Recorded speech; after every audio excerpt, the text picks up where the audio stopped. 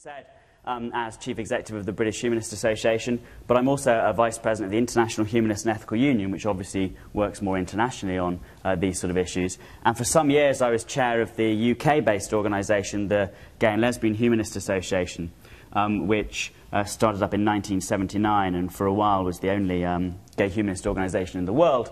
Now there are some others.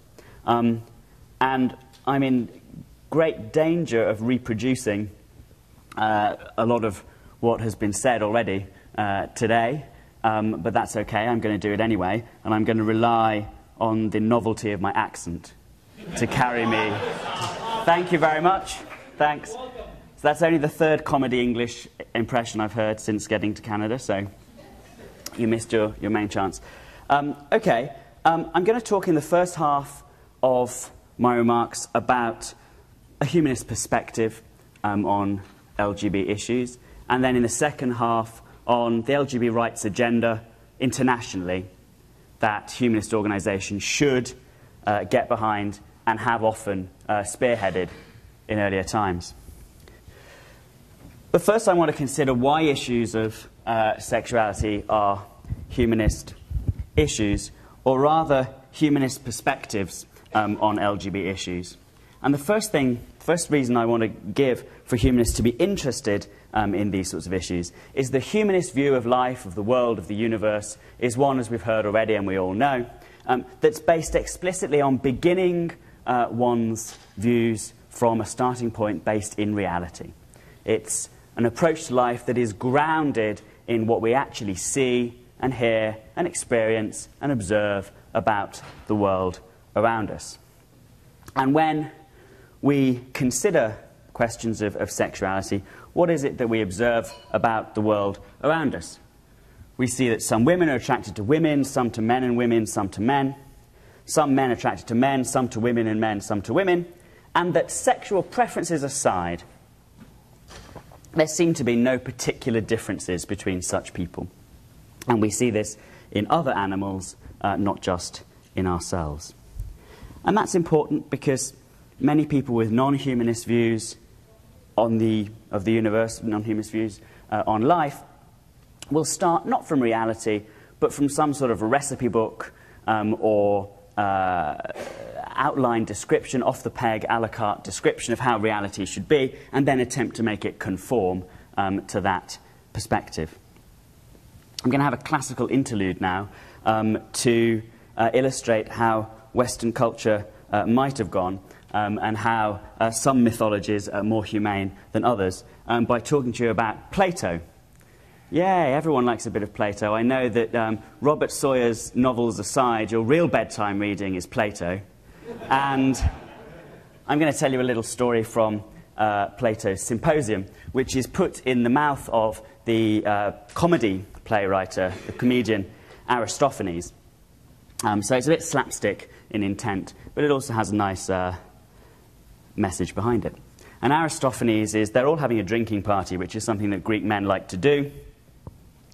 And they're all telling a little story about love. Each of them is telling a little story about love. And the comic poet Aristophanes is talking about the origins of human sexuality. And he says, in the beginning, human beings were beings of 4 arms and 4 legs and 2 faces. And they couldn't see each other. The faces were on different sides of their body. And they sort of rolled around the world doing cartwheels and occupying this world in that way. And they really, really annoyed, for some reason, I can't remember what it was, but they really, really annoyed the gods. Zeus was very annoyed, and he thought, oh, these human beings, they need taking down a peg or two. How is the best way to punish them for whatever imaginary slight he felt had been done to him and the other gods? But we don't want to punish them too much, because then they won't be able to worship us and send up, the smoke from sacrifices that we like to sniff. That's what they do, the Greek gods in the Greek world. They sort of get off on snorting meat fumes. And that's what some people like. And we want them still to be able to do those things that please us. So we need them to have still limbs with which they can do these things, but we don't need them to have 4 of each. They can do the sacrifice perfectly as well with 2 of each. So we'll cut them all in half. And this would be the punishment. They'll be separated in two, and this would be very miserable for them because obviously it's a great injury. And it was a great injury. And to that day, Aristophanes says in this book, in his speech, human beings still feel this fracture. And that is the explanation for the diversity of human sexuality, because these human beings were in two parts, some of them in their natural pre-Zeus apocalypse sort of state had male genitals and female genitals. Some of them had two sets of female genitals and some of them had two sets of male genitals. And so Aristophanes says, the creatures who had been double women naturally sought women as they raced around the world trying to correct this wrong that had been done to them. Those who had been androgynous sought the opposite sex. Those who had been double men sought out men. And this was not just for sexual intercourse, but so they could feel whole again by rejoining their soulmates. Well, that has absolutely no relevance, in fact, to the main substance of my talk, but I think it's a very pretty story. And a good example of a mythology that starts from what you actually observe about reality, rather than a mythology that tries to impose some sort of personal taboo template on people's lives. Now, a humanist, and to that extent, of course, Aristophanes' or Plato's Aristophanes' little story here is a very humanistic reading of the human condition, because, of course, he didn't really believe that this was actually what had happened. It was an attempt to wrestle with issues of sexuality as they were observed, not as his prejudices would have them be, and not trying to bring into alignment other people's behaviour with his prejudices, but starting from reality. And that, of course, is something that a humanist has to do, and gives us a particular perspective on LGBT issues. There's also an acceptance of same-sex attraction as a natural part of existence, of human existence, part of the human condition. And although we had a brief discussion of that on the opening evening of this conference, and although it's very clear that simply saying that something is natural is not a total justification for it, and it's sometimes dangerous to make those arguments, nonetheless, it's a good position to hold when you're opposing people whose justification for oppressing people with different ways of living is that they are unnatural. And this is something that humanists have a great heritage in doing. Here's a great British humanist philosopher, Jeremy Bentham, 1748 to 1832, and he made this point that I'm about to tell you about over 300 years ago, so to some extent he was ahead of his own time.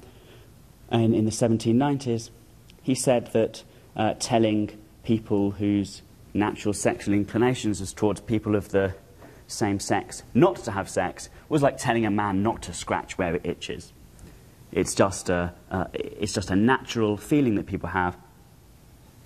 To make prohibitions on following that feeling through is itself an unnatural thing.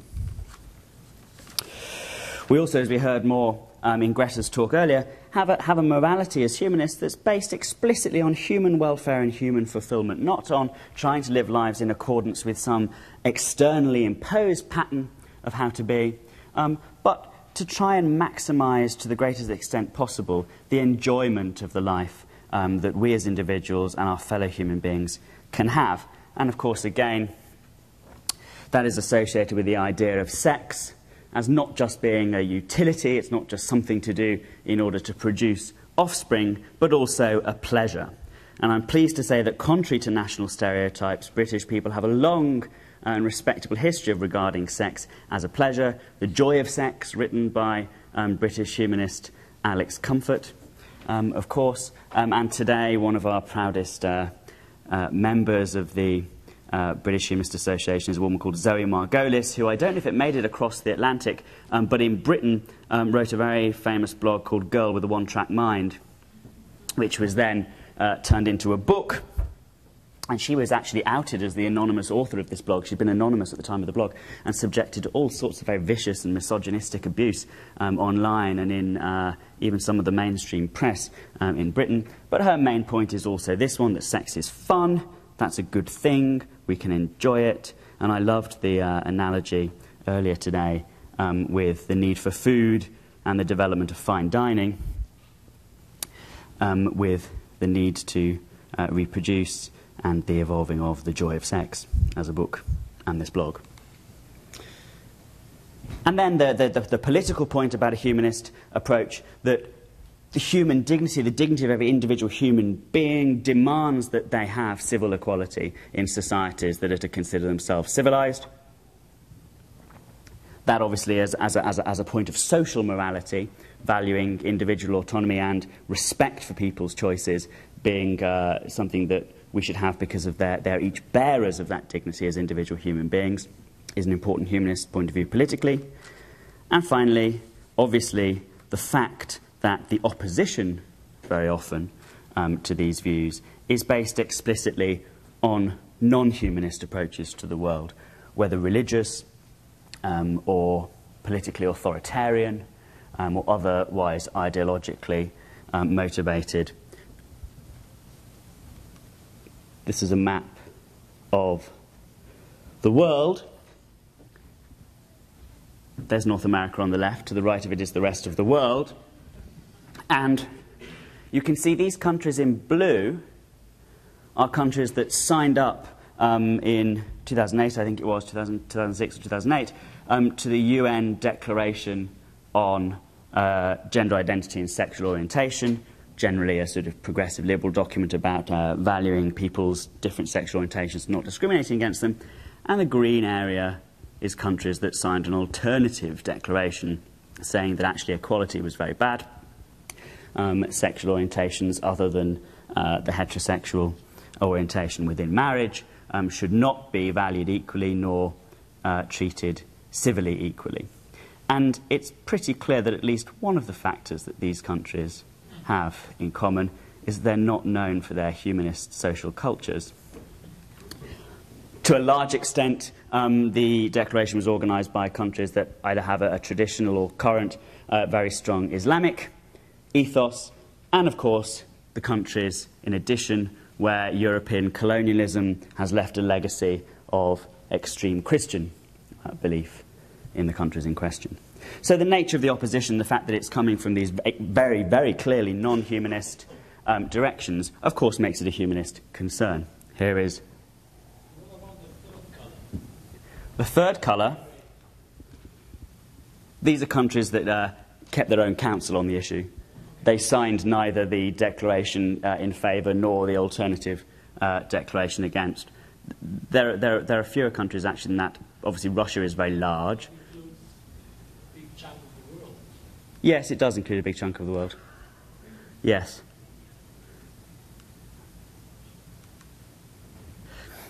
This is two men about to be executed for being gay in Iran. Obviously, that again is an example of the fact that positions strongly opposed to an LGBT rights position often come from very strongly religiously motivated people. So that's, I think, reasons why a humanist perspective on LGBT issues leads us very, very firmly towards not only celebrating the fact that people find enjoyment in this way, people find pleasure in this way, that is a completely natural act that harms no one, it's entirely to be supported, and there's no reason why it should be subjected to any civil disadvantage or social opprobrium. I want to talk very briefly, because I hope to leave a lot of time for questions and discussion, about the LGBT rights agenda that humanist organisations should get behind. Decriminalisation is the first aspect, the first step really on the journey in any country that wants to try and secure equal treatment of lesbian, gay, or bisexual people. There'll be a prize. I expect you were all here this morning when Darryl was giving his talk, so I should tell you in advance that I have no sex toys to distribute as the prize for my quiz questions here, but I'll buy you a drink at the bar. Actually, that's probably more expensive than a sex toy in this hotel, so maybe I won't. I'll pop out tomorrow and buy you a vibrator. Which was the first country to decriminalise sex between two men? Who knows? There's people from that country in this room. Actually, there aren't. They're probably next door, which gives you a clue. France. It was France. OK. What year was it? Okay, it was 1791. So very early. Was one of the reasons why British people prosecuted later on for these sex crimes would just nip across the channel. And that slow decriminalisation that began in 1791, then there was a long gap before the next decriminalisation anywhere, has meant that homosexual behaviour is now legal in 113 countries out of about 193 states in the world. But 78 out of 193 states in the world still criminalise same-sex intercourse. 15 states in the world have uneven ages of consent, which of course is less of an issue than outright criminalisation, but nonetheless meant, for example, that when I was young, when I first started having sex, I was breaking the law in the UK, because when I was a teenager, the law was different from how it is now, whereas my contemporaries who were chasing girls were obviously behaving perfectly legally. They're far less morally in a number of cases, I assure you. And only 99 countries have equal ages of consent. Africa is the worst scoring continent on this indication, unfortunately, and of course in many countries in Africa torture, intimidation, arbitrary arrest is still routine for people with any sort of sexual orientation that differs from straight.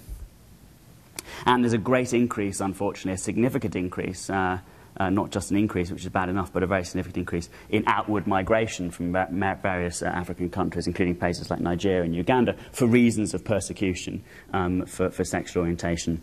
And that's obviously very bad. The other areas of the world that have had, until recently, very, very poor records are generally moving in a more progressive direction, at least in terms of the behaviour of the state in those countries. So you think about a lot of Asian countries and East Asian countries where laws on the statute books can still, on the face of it, appear extremely discriminatory. In fact, the behaviour of the state has pulled back a little bit from actively enforcing those laws, which is always the first stage, or sometimes the first stage, towards actually repealing those laws, or has been around the world when we look at the pattern of decriminalisation.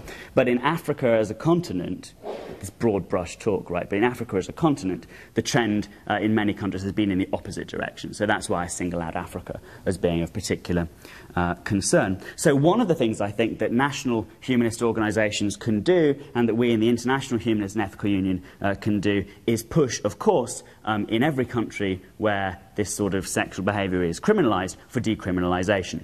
And there have been attempts at a UN declaration on universal decriminalisation. There have been resolutions on universal decriminalisation in 2008. Humanist organisations have often been in the forefront of those moves. A Frenchman called Louis-Georges Tan, who founded the International Day Against Homophobia, which confusingly for North Americans, the acronym of it is IDEHO.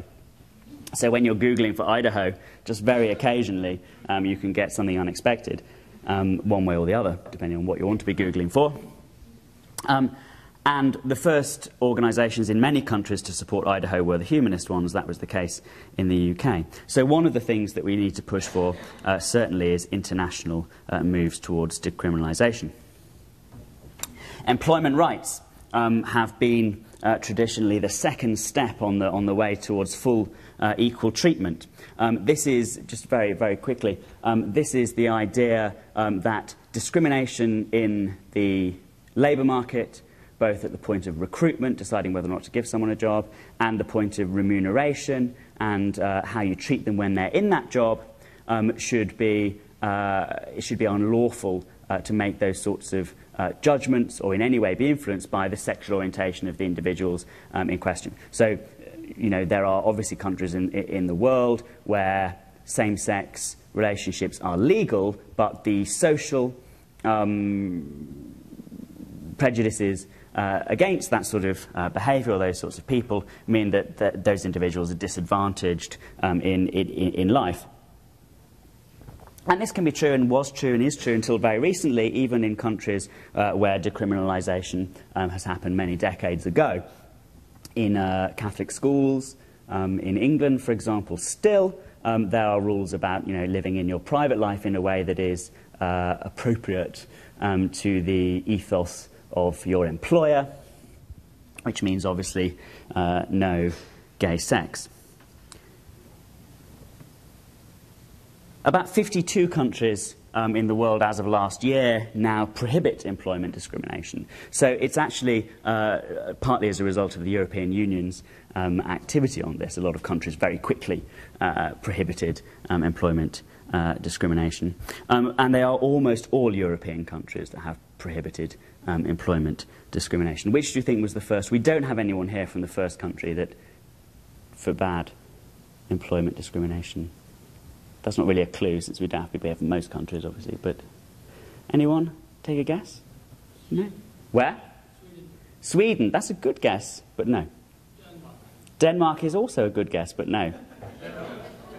Warm. Who said Netherlands? Too far south. Where? No. You said the Netherlands. No. To Finland. Finland. Well done. Very good. I don't know why it was Finland, actually, but yes, it was Finland. Employment rights aside, there are rights in service provision. So this is your right to access a public service or a private service, regardless of a sexual orientation. Your right, for example, not to be denied social housing in countries where they have social systems on the grounds of your sexual orientation. And equally, your right not to be refused service in a shop or any other sort of private enterprise purely on the basis of your sexual orientation. I don't know what it's like in other countries, but the big example of this in Britain was smear tests for lesbians.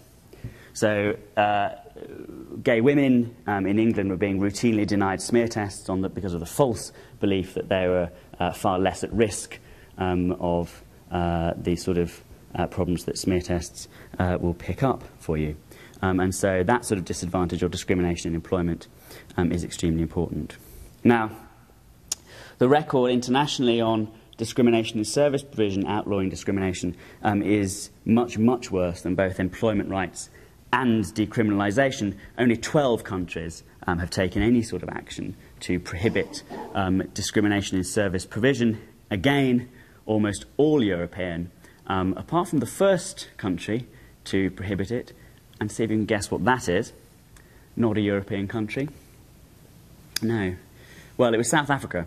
In 1994 was the first country to prohibit discrimination on this ground in service provision. More broader than rights in service provision and in employment is a broader sort of civil rights agenda. This can mean many things to different people. Largely, in terms of the progress that's been made, it has tended to relate to civil unions and civil marriage and access to the civil and political rights that straight people receive. How many countries in the world have full same-sex marriage? 2? No, that's not right. And they're both Belgian. It's a bit of Belgian nationalism there. 10? Bingo, that's right. So really barely 5% of countries in the world, 5% of states. Classify the United States, which varies from state to state. I'm gonna give them a sort of 5 out of 10 for effort, but they are still one country, so they don't make it in my list. They don't make it in the ILGA, the International Lesbian and Gay Association list, either of countries that are fully legalised. Good. 22 further countries have some sort of civil or legal recognition. So it's only 10 countries that have a full marriage equality. Other countries, about 22 other countries, have some sort of civil recognition. Often that is a step on the way to full marriage equality. I think in Norway, for example, the civil recognition was followed up soon afterwards by equal marriage, and probably in England and Wales and in Scotland there'll be the similar sort of development very soon. And I expect you to know the first country in the world to give equal civil registration. It was Canada. That's right. So very good. On all these separate points, in terms of decriminalisation, in terms of employment rights, in terms of rights of service provision and wider civil rights, including access to civil registration, the one theme that runs through them all, and which I think humanist organisations are not uniquely but very strongly placed to advocate, is the general idea of defending the rights of LGBT people as human rights. In the same way that we should defend women's rights as the human rights of women, I would argue very strongly that we should promote LGBT rights as the human rights of lesbian, gay and bisexual people. That's not just to avoid the colossal impracticalities of seeking a new UN declaration on these issues, which we know, of course, would be very heavily opposed and contested, not least by the organisation of the Islamic Conference, which co-organised the declaration against the sexual orientation, the progressive sexual orientation digression. But just because it is a better way to conceive of these rights, I think that the idea of carving up special rights for certain groups is, to a large extent, anathema to building a human rights culture where everyone feels that the other person's rights, are the same as their rights and should be respected for the same reason that they would like their rights respected themselves. But going further than that, there are two areas where humanist organisations can join in an LGBT rights agenda beyond strict human rights. One is family and private life. There are obviously human rights to a family life in most countries, most states that have human rights instruments domestically, and also the great international human rights instruments. But it does go a little bit broader. Things like adoption laws, for example, only 16 countries, although this is increasing more rapidly than some of the other indicators, only 16 countries have some version of adoption. The first one was the Netherlands in 2001. And increasingly other countries are falling into line with that. But it's not something you can totally secure through a human rights agenda. And then more fundamentally, I think also, is the whole area of social and attitudinal change. And that can be something that comes in the wake of legal changes. There are countries where decriminalisation has occurred in the face of widespread public opposition. Decriminalisation has not always been popular in the countries where it has been legislated for. So, social and attitudinal change in a culture doesn't have to come before legislative change. It can come afterwards. But, of course, it's a great enabler of, first of all, people then obeying the laws that are set for them, especially non-discriminatory provisions that come after decriminalisation, but also helping those laws along in their implementation. Right? So it's very difficult to implement non-discriminatory employment laws in a country where 90% of the people who populate the civil service think that any gay sex is an abomination and the law is wrong. So social and attitudinal change is extremely important. And I think that this is another area where humanist organisations, as not just lobbying organisations, not just advocates to government and to the civil authority, but as social movements which seek to inspire individual people and communities in certain ways, have a great part to play, not just by organising, but in the different professions they find themselves in.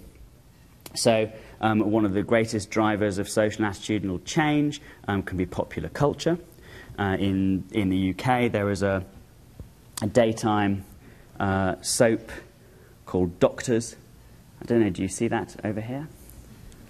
No? Well, you're lucky. Actually, it's not really. But the one good thing about Doctors is that there's a character in there. He's a gay doctor. He has sometimes a troubled love life, like all the other characters. But other than the fact that he has a boyfriend occasionally, in fact, like all soap operas, he has a succession of, improbably large number of boyfriends over time. His sexuality is never mentioned, right? So he's obviously a gay doctor, but it's never an issue. There's never a homophobic bullying subplot. There's never a sort of police brutality subplot. There's never a I'm out campaigning for gay marriage subplot. He's just a guy who is a doctor. And that's a very good example of the sort of mainstreaming in popular culture that can influence social and attitudinal change. And so individual humanists who are involved perhaps in creative professions or elsewhere can also be individual drivers of change in that way. How many of you saw the Olympic opening ceremony that was in? Not many of you. I hope you videoed it, and so you're going to see it afterwards. So, in the Olympic opening ceremony, there was a little montage of soap operas, UK soap operas, on a little screen, and one of them showed a lesbian kiss from, what soap opera was it? Brookside, another soap opera that I hope you don't get over here. And they had a lesbian kiss, and this opening ceremony was shown all over the world. And there were people, you know, for example, in Saudi Arabia who'd never seen a lesbian kiss before on their state television, and there it was. And that, again, is a great example of popular culture being used as a driver of change. Respect for the rights of LGBT people moves towards developing greater civil equality for LGBT people, especially within national political establishments around the world, are an excellent indicator of respect for human rights generally. If you look at the map of the world and look, for example, at where countries have decriminalised same-sex sex, it's quite repetitive, isn't it? What should I say? Same-sex intercourse sounds very clinical. Or sort of 19th century, like you might be having a cup of tea and intercourse. Same-sex, sex. Places that have decriminalised same-sex intercourse tend also to be places with much higher levels of respect for human rights, for gender equality, for democracy and secularism and the rule of law. And, you know, you could say that, of course, it's a secular approach that has caused the respect for LGBT rights. But I think that also respect for LGBT rights and the implementation of LGBT rights into national law, especially where the population is not ready for them, can also be excellent drivers, not just of secularisation, but of a more humanist popular culture. I think that's definitely true in Britain. That's been the experience, I think, in Britain, in that legislative change that to some extent was, you know, slightly ahead of the population's view as a whole. Not that far ahead, but just I think, a little bit ahead, has been a driver for a more humane public culture generally. I think as such, as well as a way of improving the treatment of so many millions of people internationally, they really are and should be core issues for humanist organisations, and I hope that all of you from whatever organisation you come, and all of you as individuals, will support not just the International Humanist and Ethical Union's campaigns on these issues, but also use your own national organisations to lobby your governments to be active on the international stage as advocates for these issues as well. And I hope that I've left some time for questions. Thank you very much.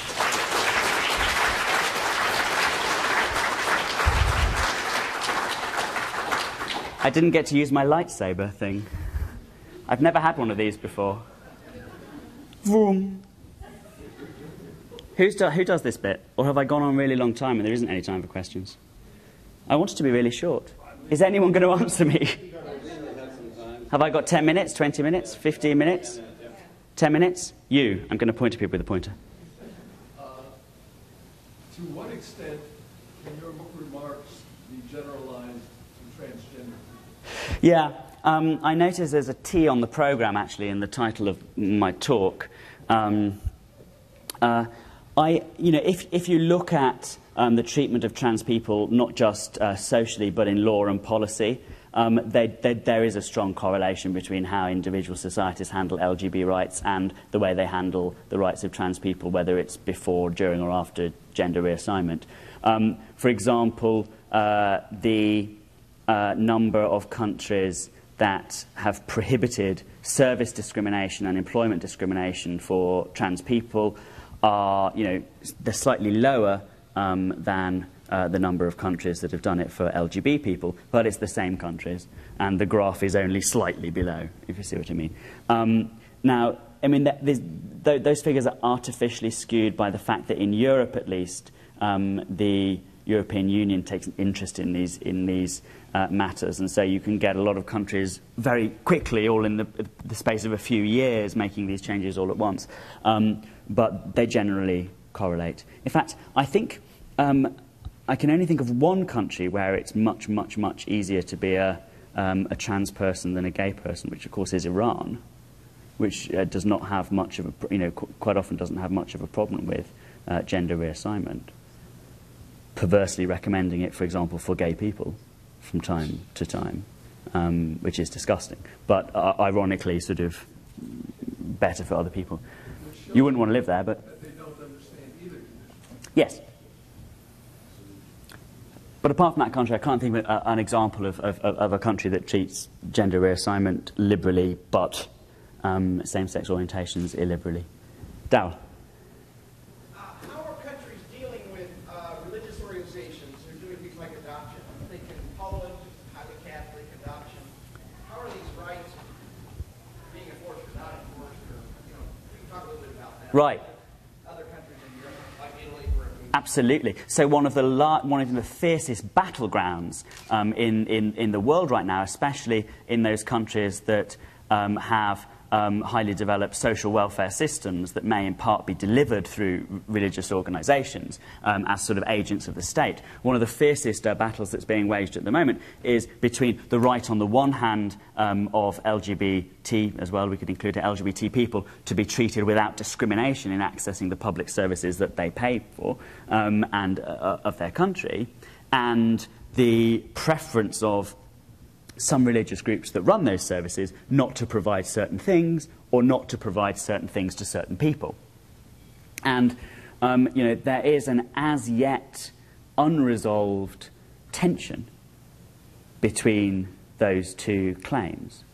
Now, in Europe, I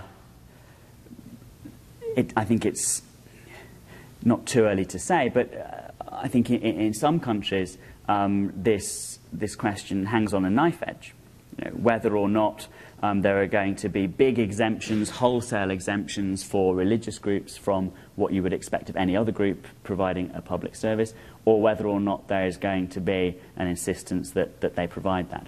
In England, we had this when the government introduced the prohibition on discrimination against gay people in service provision, and various Catholic adoption agencies said, we will close, rather than place children with same-sex couples. And the government held its nerve, really, in that situation and said, well, we don't think you will. And they gave them, I think, a short window, a certain period within which they could stave off the introduction of the application of the law to them of about a year, I think it was. This is some time ago now, about 5 years ago. So. And they did. There was some controversy about that, because some of them claimed to have closed, but really they just removed the religious organisation that was the sponsor. And some of them certainly didn't. Some of them placed children. Really?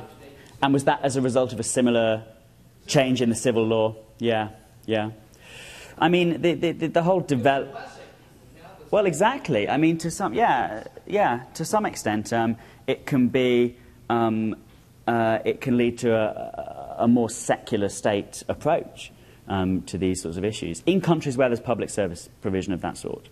So, in other countries where there's private provision, the application of non-discriminatory laws is slightly less clear. But certainly in Europe at the moment, because of the existence of a growing body of equality law, there is an increasing tension between religious authorities on the one hand and equality law on the other, and claims of conscientious objection and so on, and that are quite. I think if I had to guess, I'd probably say that in 20 or 30 years' time, equality law would have certainly superseded these religious claims in most of Europe. Yeah. Yes, I'm indecisive. Someone help me. You. Okay. I'm from Ontario. It's an interesting talking about the LGBT issue. And it was between the Catholic school board and the right of students to set up a lesbian, gay, bisexual, transgender group. Now, the board did not want to call it that. No, you just call it sexual da-da-da. They wanted to take those terms out. Well, McGinty doesn't do much right, but in this case he was right. He insisted on the students being allowed to keep that label, and they hung tough. The Catholic Teachers Union was good on it. I mean, you can call it what it is. And so those organizations within the separate school board are going ahead under that label. Who's McGinty? McGinty is the Premier of Ontario. Oh, right, okay. I'm a teacher, and we're Right. going to be facing off with this guy at the beginning of September. Yeah. We're taking strike votes and all that sort of stuff right across the problem. It's the austerity agenda. I mean, that's pretty typical of the sort of confrontation case by case that's taking place, certainly across the Western world, when these two sort of forces are coming into conflict with each other.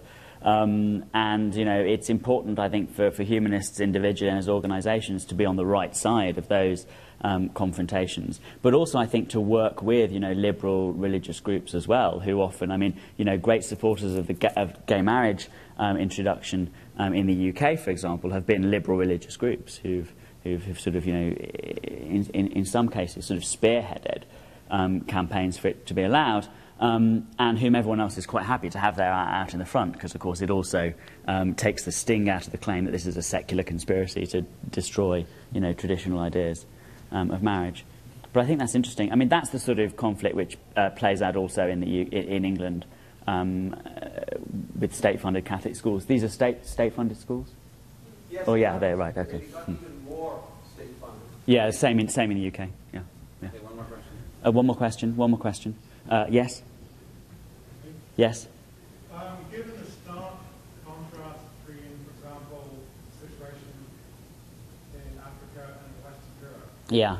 how easy is it for victims of discrimination to get asylum in more enlightened countries? And to what extent is that an issue where organizations are campaigning to make it easier Yeah. for victims of discrimination to get asylum? And is that an important issue in those countries where people may... Yes, it is. I mean, it can be outrageously difficult to get asylum in many European countries if you're escaping persecution on grounds of your sexual orientation in African countries, for example, or in the Middle East.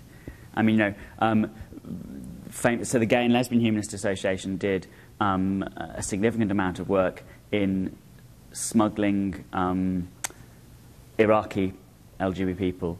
Is this being filmed? Okay. Sort of very, very legally helping the transfer of sort of gay people from Iraq out through Britain and sometimes remaining in Britain, sometimes going on to other countries, because the persecution that they were facing in their countries of origin was not recognised by the UK. And some people are told the most outrageous things, like, you know, there was an immigration tribunal in the UK, but this is replicated all over the Western world, where people were routinely being told that they didn't need asylum because their sexual orientation was not that obvious, and they could simply hide it by going back to their countries of origin and pretending, you know, I don't know, get married or whatever, and just pretending that they weren't actually gay at all. And this was a legitimate reason for, you know, refusing their asylum application, and that's quite common. But the High Court has ruled against that. Yes, in England, yeah. But there are many occurrences of this all over Europe. That's a sad note to end on, don't you think? Couldn't there be a happy question? Say something cheerful. Say something cheerful. Oh, I'm quite depressed now. This is the end of my talk. There you go, that's cheerful.